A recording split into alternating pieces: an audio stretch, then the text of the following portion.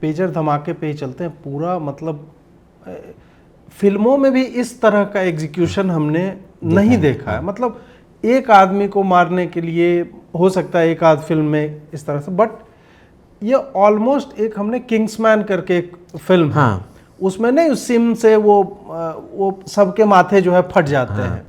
ये करने में कितना समय लगा होगा और कितना गुप्त रख के करना, और पूरा शिपमेंट, या जैसे मुझे नहीं पता, मैंने तो इंटरनेट पे ही पढ़ा, किसी ने बोला कि ताइवान से शिपमेंट आया, उसको बीच में हाईजैक किया, उसमें पाउडर जो है 3 ग्राम 6 ग्राम जो भी है ये सब चल रहा था। इसका प्लानिंग लगभग 10 साल से चल रहा है। 10 साल से। और इसका जो एग्जीक्यूशन है पिछले 6-7 साल से चल रहा है। जो इन्होंने ह्यूमन एसेट्स जो हिजबुल्लाह में दबा के रखे थे, यानी कि जासूस जो उन्होंने हिजबुल्लाह में दबा के रखे थे, मुसाद वाले जो डाले थे, उन्होंने पहले ये 10 साल पहले ये आइडिया हिजबुल्लाह को दिया कि इजराइल आपका सब मोबाइल कम्युनिकेशन हैक कर रहा है, आपका ईमेल हैक कर रहा है, और ये इतना हाईटेक बने जा रहे हैं, हमको लो टेक बनना है, तभी जाके हम इनको काउंटर करेंगे, तो हम पेजर ले आते हैं। ठीक है, तो आइडिया ही इजरायली जासूसों ने दे रखा है। और समझ लो इजरायली जासूस हिजबुल्लाह के स्ट्रक्चर में कितने हाई होंगे कि उनके मिलिट्री लीडरशिप को कन्विंस किया कि हमको पेजर लेना है।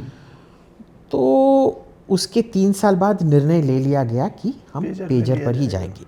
इसके अंतर्गत क्या हुआ है कि कोई इजरायली बंदा जो हंगेरियन बंदा बन के ये कर रहा था, उसने ताइवान कंपनी से ये पेजर का प्रोडक्शन लाइसेंस ले रखा था यूरोप के लिए। तो इसमें हिजबुल्लाह ने सोचा हम बहुत अच्छा काम कर रहे हैं, पर प्रोडक्शन लाइसेंस इसका इजरायलीज़ ने ले रखा था।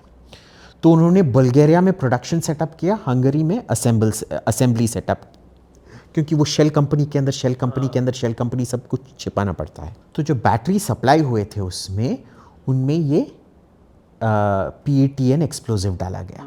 7 से 15 gram depending on whose version you go by, that is more than enough.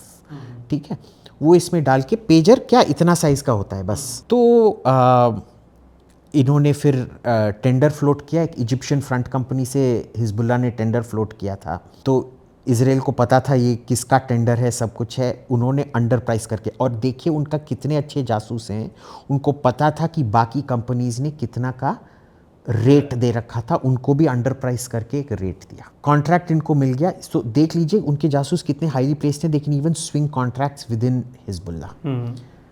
ये सप्लाई इजिप्ट को हुआ, इजिप्ट से फिर, क्योंकि Hezbollah is sanctioned, so Egypt को सप्लाई हुआ, मिस्र को, और मिस्र से लिबनान गया। अब वो पहला शिपमेंट्स 1.5 साल पहले, 1 to 1.5 years पहले आ चुके थे।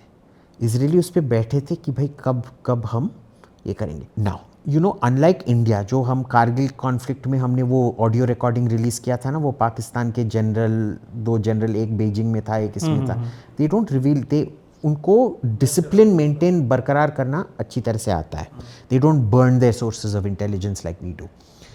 तो इंतज़ार किया, जब 7 अक्टूबर हुआ तब भी उन्होंने इंतज़ार किया।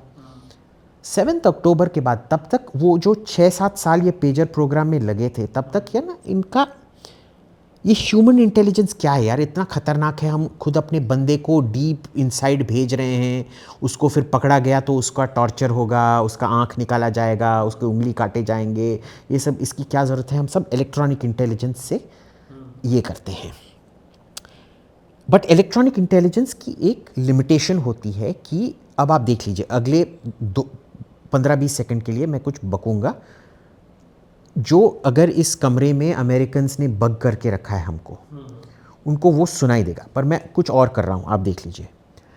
अरे अजीत भाई, आप कैसे हैं? आपके घर के रसगुल्ले तो बहुत अच्छे हैं, आपने पानी पिया? ये पानी ले ली, थोड़ा और पानी दे दीजिए, आपका घर में पानी बहुत अच्छा है।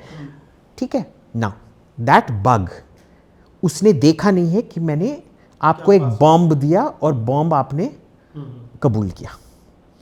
सो ये इलेक्ट्रॉनिक इंटेलिजेंस की एक लिमिटेशन होती है। पर अगर एक जासूस होता है इस कमरे में, वो देख लेता। अगर जासूस इस कमरे में ना भी होता, अगर दरवाजे के बाहर होता और हमको सुन नहीं पाता, तो बग हमारा कॉन्वर्सेशन सुनता, पर वो बंदा जो बाहर है वो देखता कि भाई जब अभिजीत कमरे में आया था उसके हाथ में एक बम था और अभी नहीं है, यानी कि इसको दिया गया है। और जब ये अजीत निकला कमरे से तो उसके हाथ में वो बम था।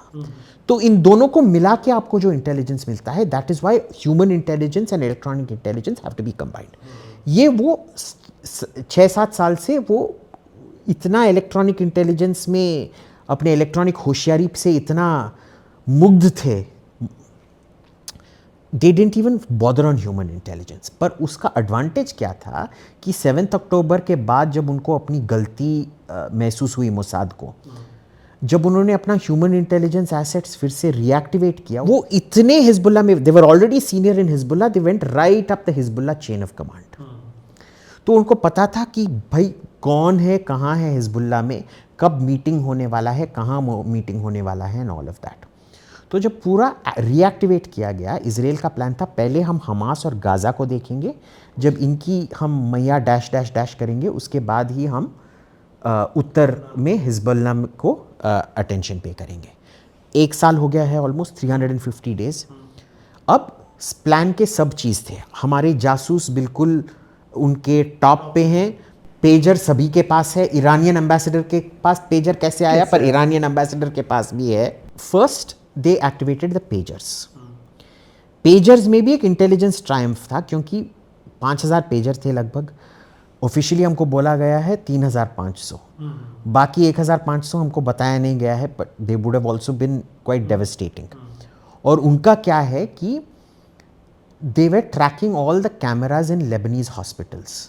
तो जो भी लेबनान के अंदर एक अस्पताल आया, जो 1000 लोग इजराइल को पता थे हिजबुल्ला के हैं, वो तो पता ही थे, पर वो जो कैमरा हैक करके उन्होंने देखा है ना, अब और कौन था हिजबुल्ला में, वो सब पता चल गया है।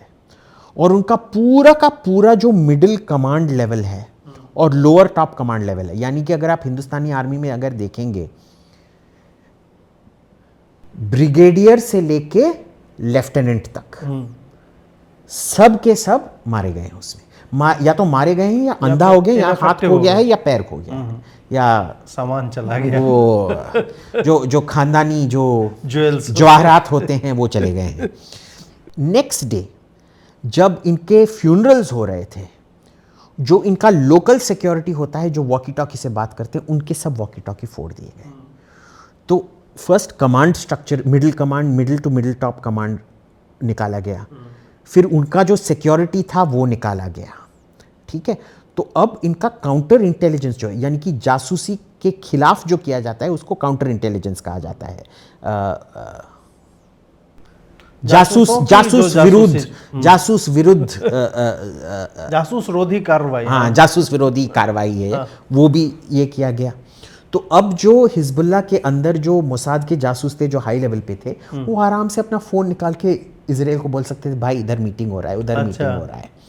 नाउ इसमें क्या है, we know Hezbollah panicked. Why do we know they panicked? क्योंकि नॉर्मली अगर एक देश में न्यूक्लियर अटैक हो रहा है या कोई भयानक इंसिडेंट हो रहा है, उसके लीडरशिप को डिस्पर्स किया जाता है। यानी कि हमको इंफॉर्मेशन आता है कि दिल्ली के पास एक पाकिस्तानी मिसाइल आ रहा है, प्रधानमंत्री को कहीं और ले जाएगा, उप प्रधानमंत्री को कहीं और, राष्ट्रपति को कहीं और, ताकि वो कभी भी एक जगह पे इकट्ठा ना हो। और जो सरवाइव कर सकते हैं वो सरवाइव कर सकते हैं, उनको उधर ही रखा जाएगा, उनको फिर से मिलने नहीं दिया जाएगा, ताकि अगर एक मरे तो बाकी लोग ये कर सकते हैं। हिजबुल्ला इतना पैनिक में था, वो सोच ही नहीं पा रहे थे कि पहले उनका जो एलीट कमांडो फोर्स है, रिदवान फोर्स, उनका 3 दिन बाद मीटिंग हुआ, और वो उन्होंने सोचा भी नहीं था कि हमारे इतने हाई लेवल पे कॉम्प्रोमाइज हो चुके हैं कि इजराइल के जासूस ने कॉल करके बोल दिया, भाई इधर मिल रहे हैं, ये इसका, जैसे बोलते हैं ना, अजीत भाई अपना लोकेशन भेजो, मैं आ रहा हूं, ऐसे लोकेशन सबके सब मिल रहे हैं, बूम। फिर भी नहीं सीखे, और उसके 3 दिन बाद हसन नसरल्ला और पूरा हिजबुल्ला का जो कैबिनेट है वो फिर से मिलते हैं, और शायद वही बंदा या कोई और बंदा फिर कॉल करके बोलता है कि भाई इधर मिल रहे हैं, ये लो लोकेशन, बूम। ठीक है, तो पूरा top leadership, chief of army staff से लेकर लेफ्टिनेंट तक कत्लेआम हुआ है बेसिकली। ठीक है, अब रॉकेट बचे हैं हिजबुल्ला के पास, बिल्कुल। पर उसको एम कौन करेगा, चलाएगा कौन? हाँ, है ना। आपके पास अगर आपको ड्राइविंग पता नहीं है, अब कार रहे तो आपके पास रोल्स रॉयस हो सकता है, फेरारी हो सकता है, पर अगर आपने ड्राइविंग सीखा नहीं और आपके पास ड्राइवर ही नहीं है, आप कैसे पहुंचोगे? आप तो पार्किंग लॉट से निकल भी नहीं पाओगे ना। तो ये अब इनका प्रॉब्लम है, इनका ना ही तो कम्युनिकेशन है, ना ही तो कमांड है, ना ही तो कोऑर्डिनेशन है। बिना इसके कैसे आप फौज चला पाएंगे भाई? So this is something very remarkable. ऐसे इंटेलिजेंस के हिस्ट्री में पिछले 2-3 हज़ार साल में कभी ऐसा ऑपरेशन नहीं हुआ है। तो 7 अक्टूबर को जो मोसाद जलील हुआ था, उन्होंने अपनी क्रेडिबिलिटी उन्होंने पूरा डबल ट्रेबल कर दिया है basically. So this is what has happened.